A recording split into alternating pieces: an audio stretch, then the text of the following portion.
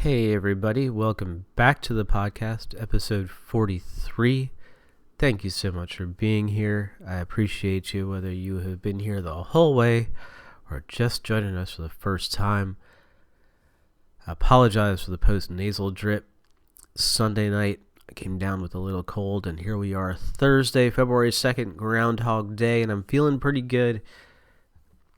But still got some of it dripping a little bit. I'm gonna try to be good with that pause button if a cough is coming on or something. But I got myself a nice big cup of tea here, and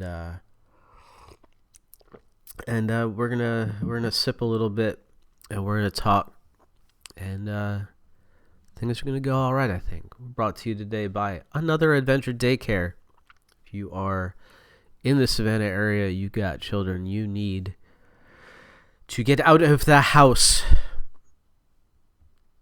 for the day, go see my brother Steve Hubbard over at Another Adventure Daycare. They're in Midtown. You can visit them on Facebook at facebook.com/Another Adventure Daycare. You can give them a call at 912-927-4313. Again, that number, 912-927-4313 on Facebook at Another Adventure Daycare. And here we go. Let's do the show.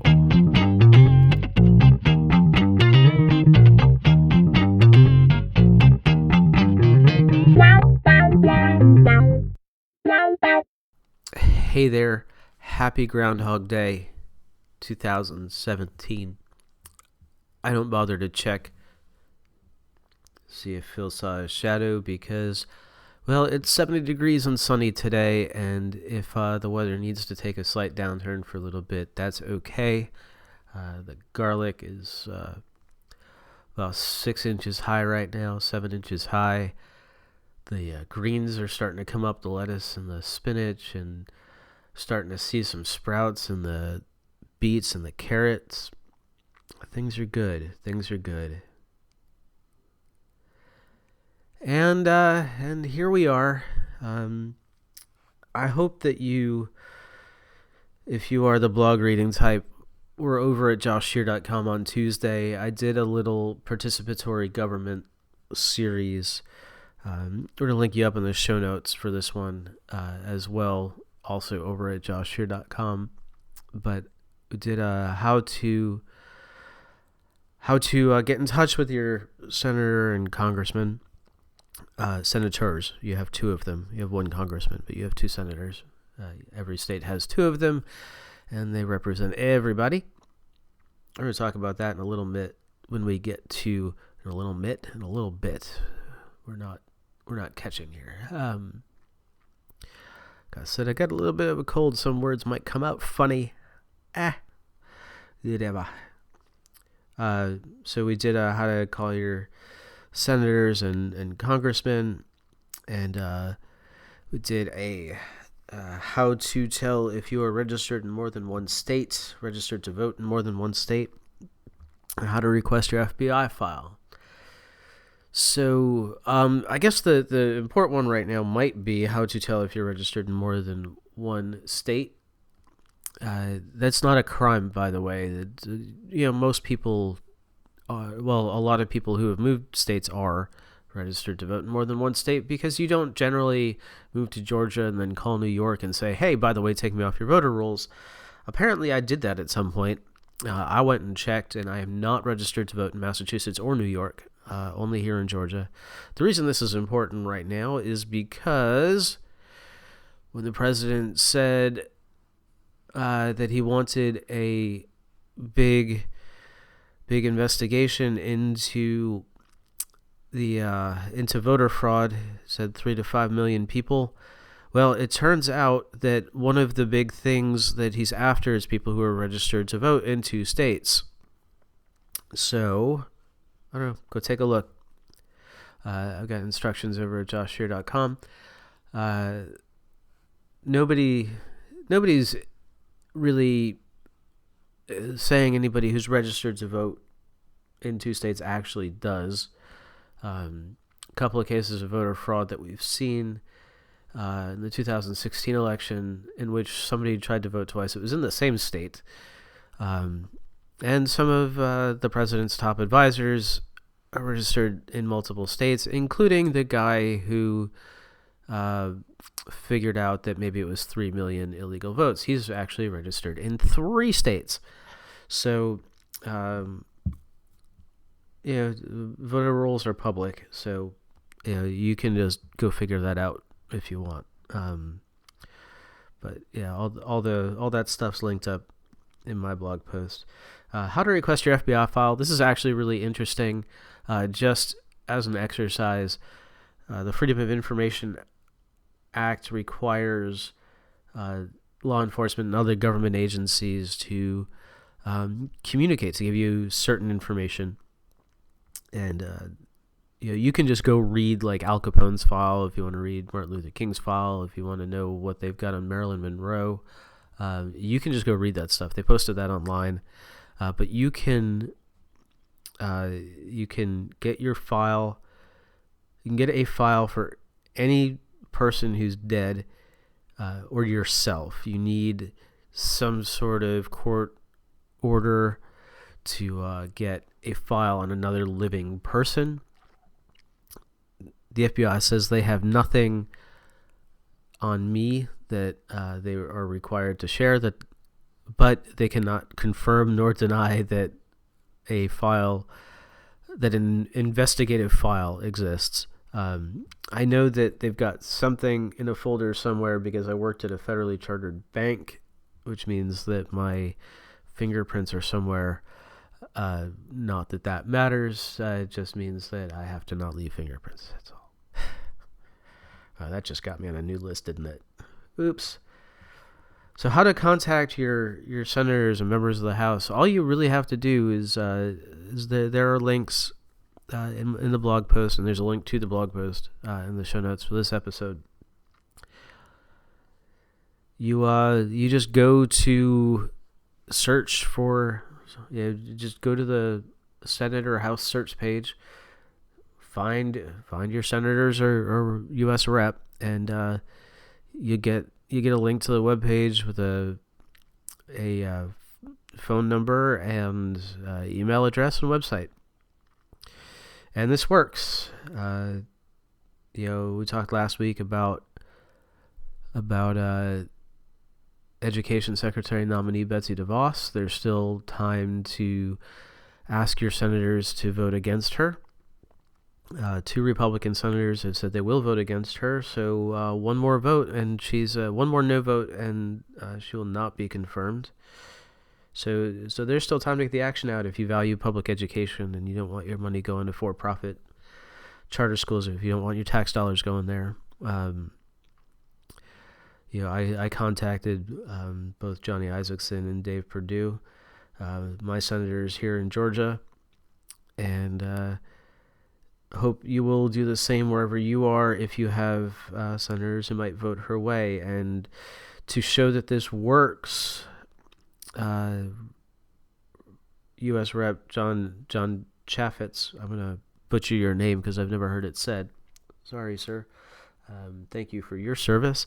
But you said that you will, he said that he will withdraw H.R. 621. That's the bill that devalues public land. It had a purpose to divest the government of small parcels, but seems to have broader implications that would allow for corporations to buy public land for really cheap and develop on them or drill on them or frack or basically make our national parks irrelevant and all else. I don't know, maybe you could just write a new one maybe that devalues specifically these few parcels that you want to sell off, or just requires the government to divest of them at whatever price you can get rather than their actual value. And that's just a note that participatory government works. And so that's why I'm sounding a little calmer. I have some direction for my angst, and it's not just yelling and all that stuff. I listened with good heart to Mark Maron and Duncan Trussell this week, both of them on their Monday podcasts. Duncan Trussell talked about empathy in his opening rant, and then went on to have an up and down discussion with Johnny Pemberton, the actor and comedian, and then Mark Maron talked about just how to be a good American and American values. And he after listening to that rant, just if it interests you, keep on listening, or actually, if you're not interested in the rant, go listen to that episode anyway, because he interviews Robbie Robertson, formerly of the band, and so much other great music in the last 50 years that he's been doing it, and that's a really fun episode. It's a good tour through what it means to hold a group together and to be instrumental in the founding of a genre, and even what to do when things don't seem like they're going well. The band was the backing tour when Bob Dylan went electric, and the audiences were throwing stuff, but they were still selling places out. So yeah, it is. It's great to see Americans marching in huge numbers, mostly peacefully. We're getting off Facebook and actually going out and doing stuff. Not even just calling our elected representatives. The women's marches the Saturday after Inauguration Day, numbers seem to be around 4 million once you add them all up, and there were 0 arrests that day.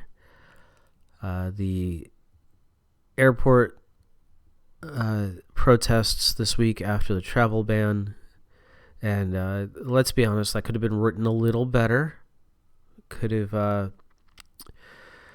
been a little more specific in some places.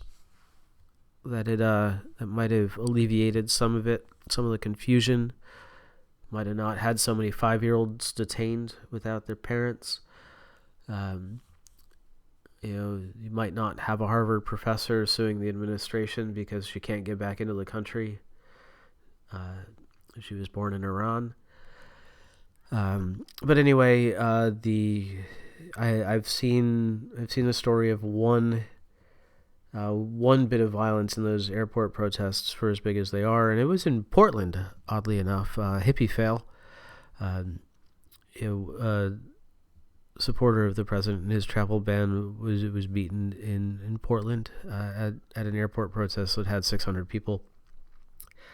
But by and large, everything's been peaceful, except let's talk about Milo. He was supposed to speak last night at the University of California, Berkeley. They had to cancel that because people were breaking windows and throwing rocks. And this followed up a couple of...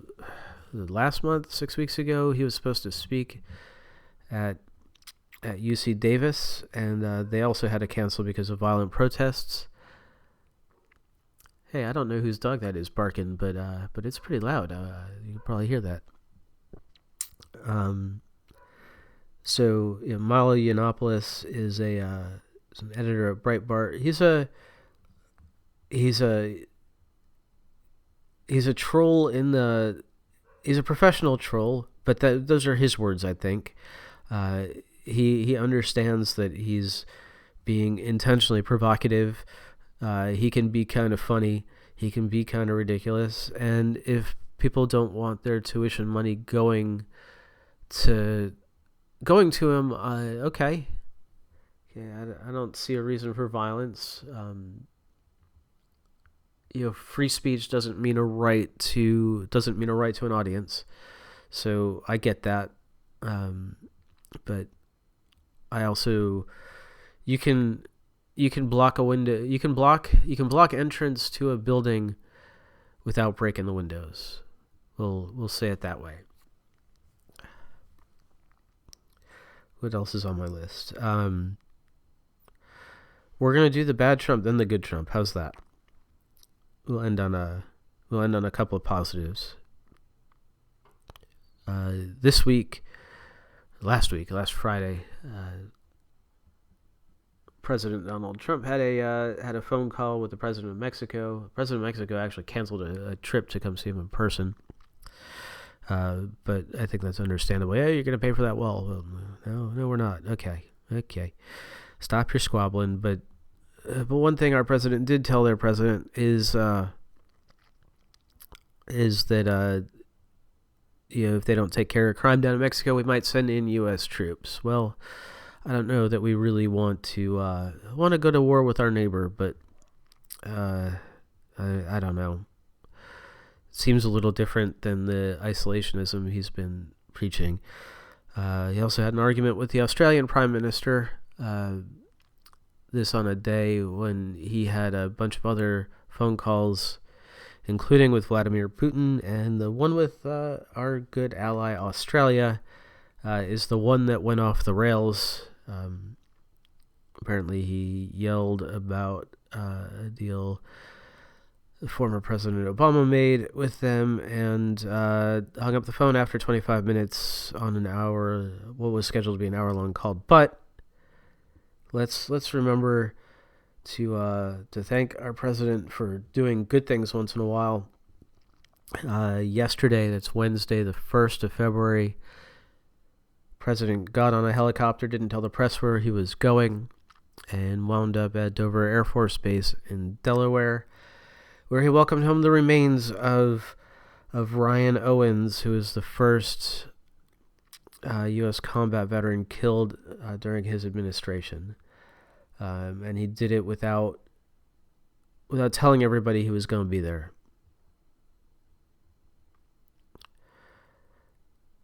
Hey, the only other thing I want to mention today, and it's going to be non-political, is I learned about a company called Space of Mind. They're in Delray Beach, Florida, and they're a kind of a socialized homeschooling. I don't mean socialized like socialist. I mean like they're a homeschooling group in which the students can get together and have a community. They do middle school and high school, it looks like, and they do a parents camp so the parents understand, and they really get out there to solve problems, and I'm really intrigued. And I learned about this on Creative Mornings, so you might want to also go check out Creative Mornings, because they're a pretty cool shindig. They're I think TED Talks for people who are maybe more interesting than some of the suits you see. Although, TED Talks actually get kind of interesting too. I mean, when Rodney Mullen's doing them, we are very outside the box there too, I guess. But it's a different sort of creative and a different sort of atmosphere. So there's that. Again, thank you for being here. Show notes and stuff at joshshear.com/podcasts. Go visit our friends at Another Adventure Daycare on Facebook, or 912-927-4313. And I hope to see you around out there. Be good.